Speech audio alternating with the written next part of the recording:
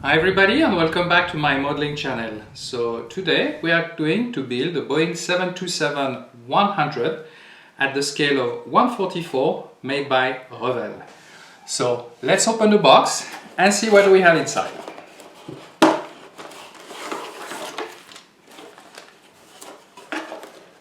So first side, it's a very old kit. It's not the new tooling from Revell. And we may have some interesting surprise coming from that kit. Alright, so let's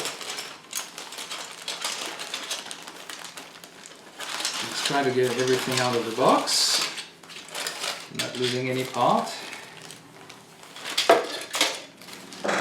Okay, so what do we have? First, we have the upper part of the wing. So the panel lines are upward, so that means there will be most probably I'll have to do a little bit of rescribing to get a nice result. So the outside part is part in one block, and otherwise we have the inner part which will be in two parts. We have a sort of a stand for that model. Then we have the undercarriage, and we have the main, the front, some wheels, some fan disc, and the door from the back, the number 2 exhaust, the nose of the aircraft. Okay, so the fuselage is in two parts. The windows are already filled, so I will have to do some more, a little bit more refilling, of course. And you have the options, I guess, to let the door open, but you will have to scribe everything and redo it, but I won't bother with that. The cockpit is clear, so I will most probably fill this in with putty and do that, redo basically that part. So there's gonna be a lot of filling and sanding, I feel, but we'll see that later on. Then you have basically on the other side the two under part of your wings, your engine number 1 and 3, the belly door, or the door on the back, the flaps fairing, and of course the gear bay doors. And then at last we have our horizontal stabilizer on the back. As you can see, there is a lot of plastic as well up there, so there's going to be a lot of sanding and rescribing, but let's not be let's stay positive. Now let's have a look on the instruction sheet. So the instruction sheet is pretty recent, as you can see, colorful, like what we could normally see on the recent instruction sheet from Revell. So lots of details, lots of explanation, very graphic, of course. And we're gonna come to the last one, the decal sheets with the Germania livery. So let's have a quick look on that decal sheet. So Germania. What is nice is you have the options of basically having all the lights and the thrust reversers are on the kit, and that's really nice to have that as details. That's gonna give us some more things. The emergency exit, and of course the livery and the decal itself. So for this aircraft, I'm not gonna do it at these colors, but I will use some of the decal, another manufacturer I really like. Those decals are from Nazca decal. They are quite exotic, and I have to say that I always worked very well with Gaston in the past. He did me beautiful decals, and I've been very happy with the end result.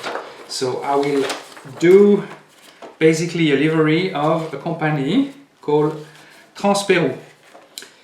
I like that livery. It reminds me a little bit of Garuda as well, except that Garuda is a black fond, a blue fond with the bird in white, and that's the opposite.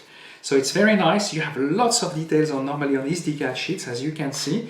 You have the corrugat, and maybe I won't have to do all the rescribing as everything is being done on the decals. You have the air brakes, the panels for the air brakes, you have all the details of the thrust reversers, the doors, The landing lights, those decals are a bit expensive, but to be honest, it's a perfect investment.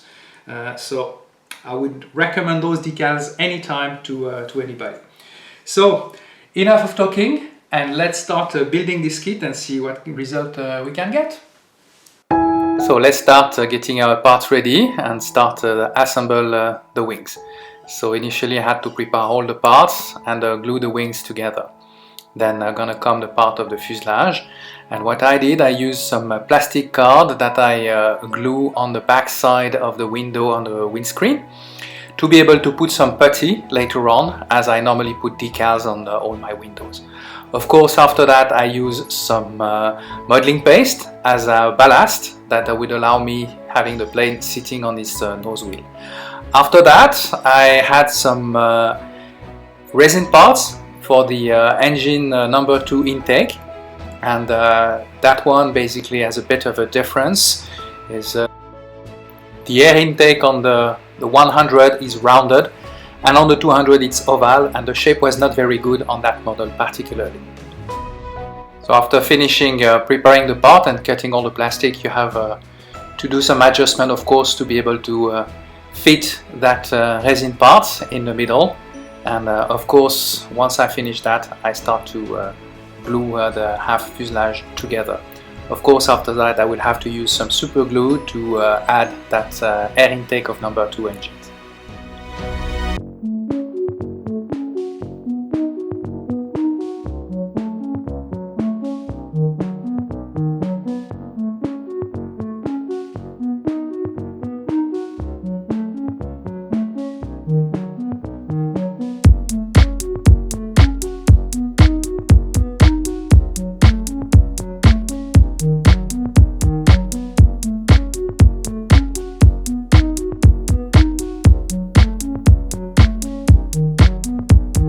So once this was finished, it was time to add some putty. Of course, I will use that on my cockpit windscreen and windows, on filling all the gaps, and of course as well doing that on the window.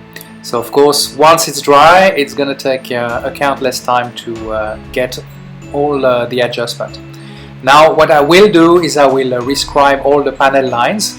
For that, what I normally do is I will use some adhesive tape as a guideline, and then I will rescribe that with a razor blade, and that means a saw razor blade, and then after that I will use a rescribing tool to be able to get the rescribing panel a little bit deeper.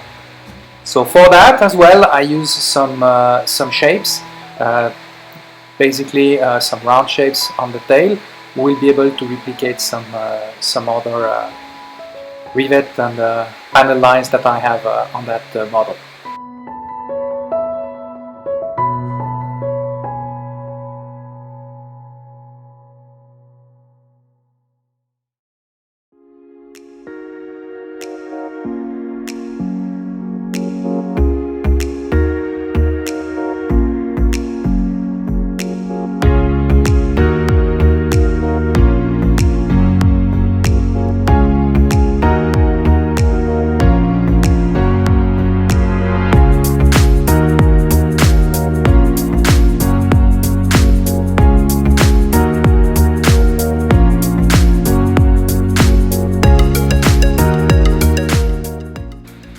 So once the panel line were rescribed, it was time to finish assembling the wings. So for that I have to prepare the wing fairing, and of course I have to glue them, and for that I use a standard glue from Revell.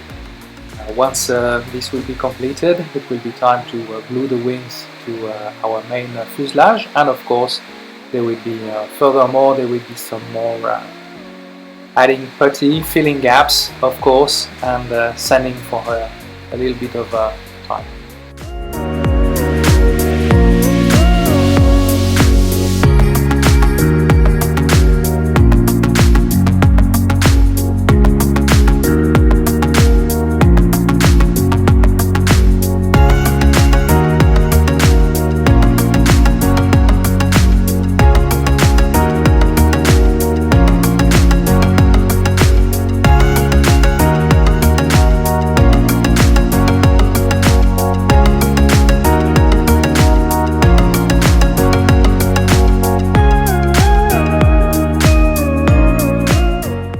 now the final assembly is finished, so it's time to go to the paint job. So for that, I will start initially to paint the wings, of course, and I will use a very light grey, as I have some decals for the inner part of the wings.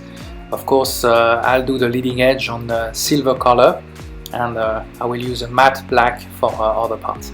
Then I'll use a different type of color. I will use a gloss white for the top part of the fuselage, and another very light grey for the bottom of the fuselage, as it's going to be shown later on during the decal process. So when it was done and the paint is drying, I decided to prepare the undercarriage of the aircraft, and for that I used the standard parts from the kit, as I'm going to use some resin parts for another one. So this takes a little bit of time, of course, and the result was actually, I have to say that the result was up to my standard. It's now time to paint the exhaust of our engines, and for this I use a mix of different color from Tamiya. Basically I use some gun metal color mixed with some dull aluminium, and that gave me a proper result for the result I was expecting for that. Later on I will add, of course, some more decals on those parts. We'll add a little bit more reality to the model.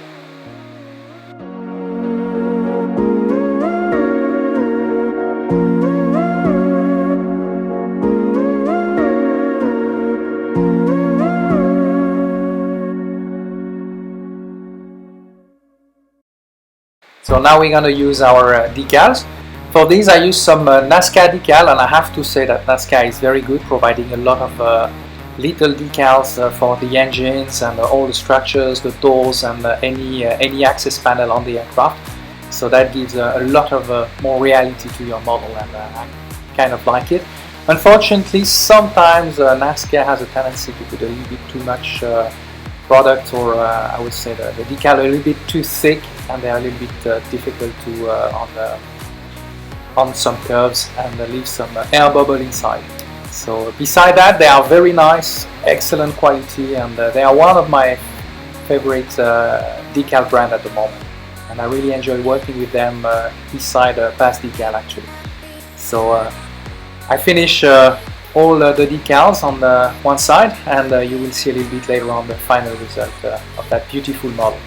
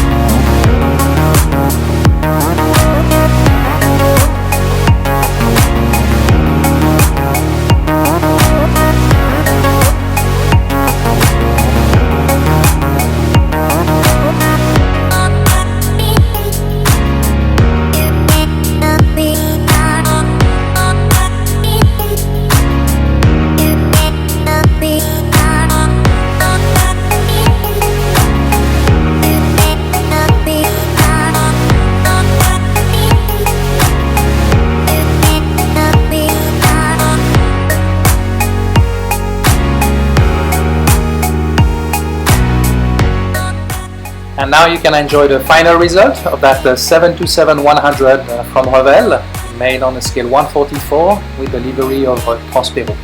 So it was an easy build, pretty old kit I have to say, a lot of work on it, but you can with all the parts get a pretty decent result, and I hope you enjoyed that model with me. If you did so, please give me a thumbs up, subscribe to my YouTube channel, and I will see you soon for another build video. Thank you for watching, and see you on the next video.